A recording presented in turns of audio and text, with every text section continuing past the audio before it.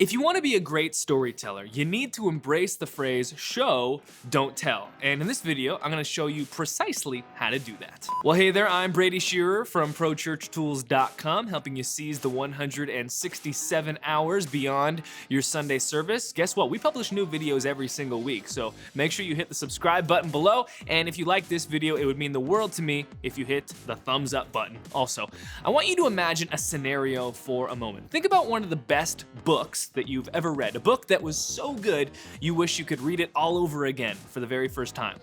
Got it? Okay, now think of sharing that book with a friend, giving someone else the opportunity to discover a new world, meet new characters, to read through a book that meant so much to you and experience the same feelings that you did reading it for the very first time.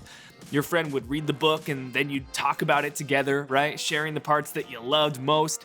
Now, imagine this instead. Rather than showing them the actual book and encouraging them to read it, what if you just, tell them the plot? That'd be faster, right? Frodo, orcs, ring gets destroyed, eagles fly them home. Powerful, right? This is the difference between showing and telling. The difference between allowing a person to experience something for themselves versus telling them what they will experience. I had this happen to me just last year with the movie Arrival. I saw the movie in the theaters with my wife and it absolutely blew me away. The next day, I came into work and I told my entire team that we were taking a field trip to go see the movie together. We'd see a matinee on a Tuesday afternoon, whatever it took, because I wanted everyone on my team to experience the same thing that I did. And of course, I didn't tell them the plot, right? In fact, I did the thing where I shared as little as I possibly could. I wanted them to experience it for themselves. And you know what happened? Well, we all saw the movie and all 10 of us experienced something slightly different. One of us loved the soundtrack, another loved the characters, yet another loved the underlying message of the film. And down the line, we each shared a unique experience that we had had with an amazing story. The Christian movie industry is notorious for making films that break this show, don't tell rule.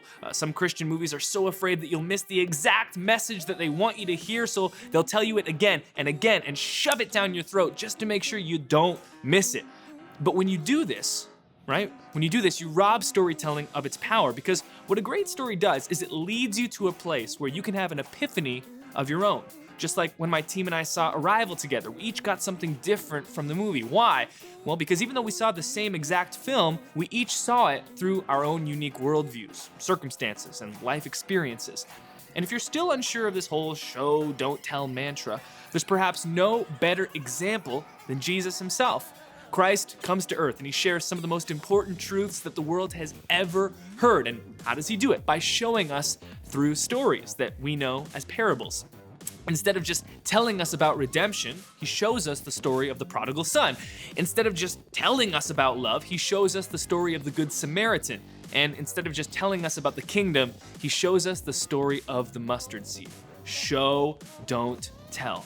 When you communicate by telling, you force others to experience the exact same thing as you did, and this negates their unique circumstances, life experiences, and worldviews. However, when you communicate by showing, using story, you invite everyone to the table to stumble upon their own epiphanies and to experience truth in a deeper and lasting way. If you liked this video, make sure you hit the like button below and definitely subscribe to the Pro Church Tools channel. We publish new videos like this every single week, helping your church seize the 167 hours beyond your Sunday service. Of course, if you have any questions or comments, leave them below. I'd love to hear from you. Thanks for watching, and I'll see you next time.